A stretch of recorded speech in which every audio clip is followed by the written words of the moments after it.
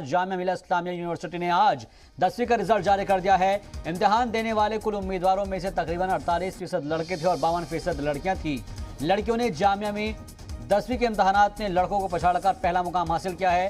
सुमैया हसन खान ने 98.85% नंबरों के साथ पहला मुकाम हासिल किया है और सादिया अमान और आरिशा मजीद जहूरी दोनों ने 97.85% मार्क्स हासिल किए हैं और मुश्तरका तौर पर दोनों ही दूसरे मकाम पर रही हैं।